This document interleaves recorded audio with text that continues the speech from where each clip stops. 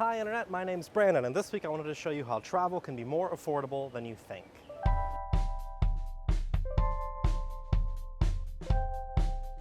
So this week I wanted to talk about an interesting topic, and I talk a lot about travel and places you can go and things to do there, but I wanted to break down how you could have a bougie European vacation for cheaper than a ticket to a major theme park in Florida.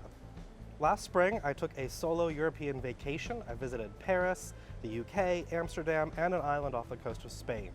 The total cost of the vacation, right around $2,000. And the best part was I didn't have to stay in one hostel.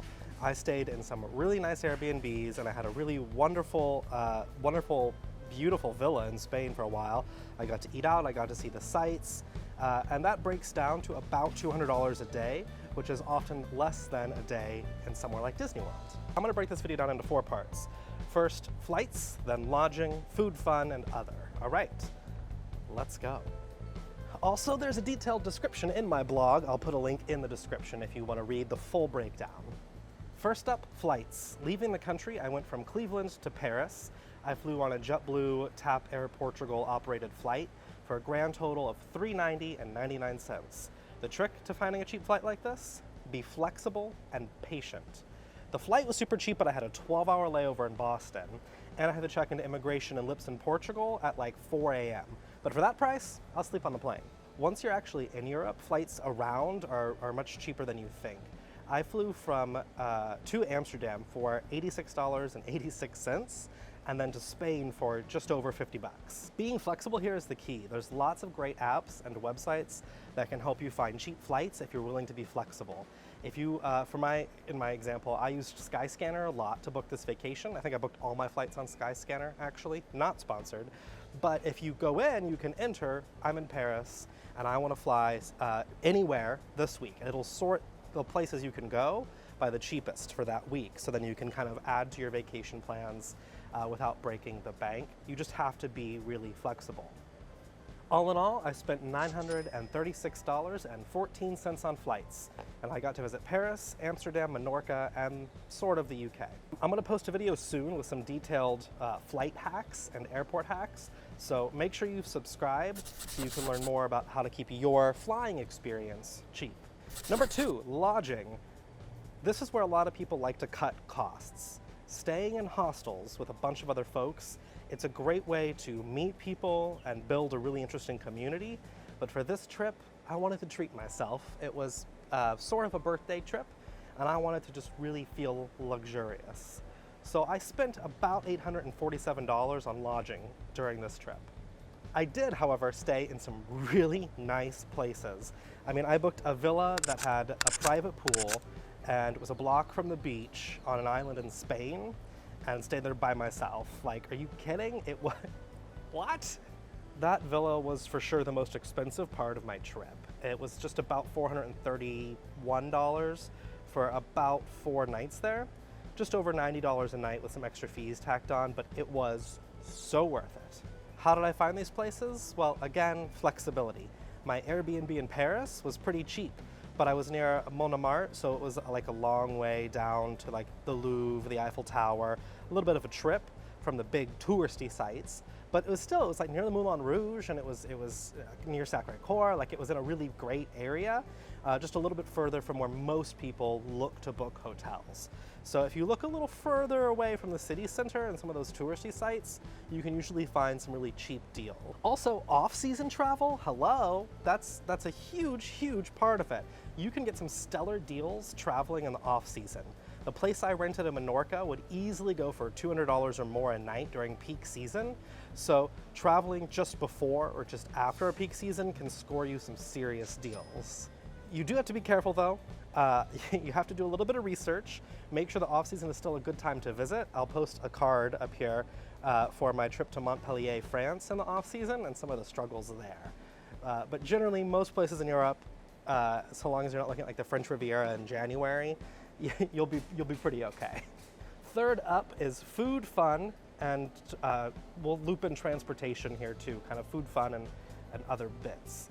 So this is where your spending can really vary wildly.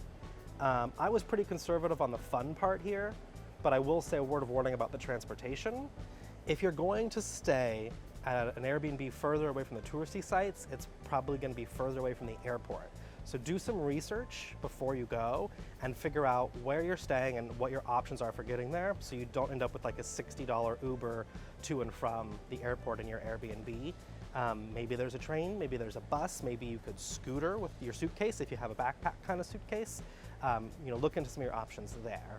For the fun part for me, I was super conservative. I wanted to be able to kind of relax, and I wasn't there to go crazy, and I also don't want to spend a ton of money. So I did things like I opted to not go up the Eiffel Tower when I was there, and I opted to not like rent a boat and learn how to scuba dive in Spain. I saved costs there, so that was a big part of my savings. As far as food goes, I splurged a little bit.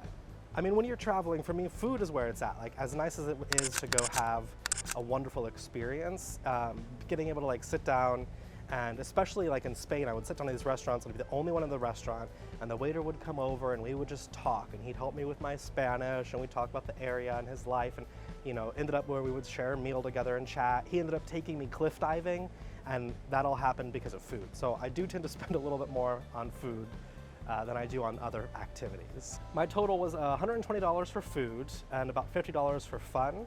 Throw in some Ubers to and from the airport and some scooters to rent to ride around, and that kind of clocked in the rest of my total at $255.52.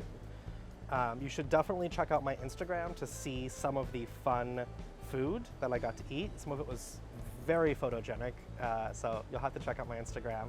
I'll put the link in the description. But the flip side of the food coin is you have to be willing to make sacrifices too. So in order to be able to go out and have great dinners and great meals, I would, some nights I would get a Euro bottle of wine and a frozen pizza and cook it in my Airbnb, because that was a more affordable way to spend my evening, so that I could go out the other nights that I wanted to. The other thing I'll say about food is that street food is super cheap in Europe, it's super common. You can go to kebab vendors, you can go to soca shops. I'll post another card to my video about soca, which is a specialty of France, Nice, France. But there's these kind of smaller shops that'll have kind of grab and go street food it's a lot cheaper usually. So if you do something like that for lunch, maybe you make your own hotel coffee, then you can afford to have a nicer dinner in the evening. With just a little bit of planning and some flexibility, I was able to spend about $200 a day and to enjoy some of the best sites, the best food, and some really big, comfy Airbnbs. And some of the Airbnbs I stayed in, I could have easily had 6 friends there to split the cost. So travel can be a lot more affordable than you think if you're willing to be flexible and patient.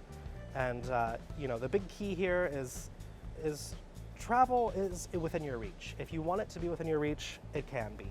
It's a matter of how bad you want it and prioritizing what you want. So if you're okay with long layovers, you can take cheap flights. If you're not, you can spend more on flights and less on Airbnbs, but there is a balance here, and it is totally within reach. Anyway, I'll post the full breakdown in a blog post, link to that in the description.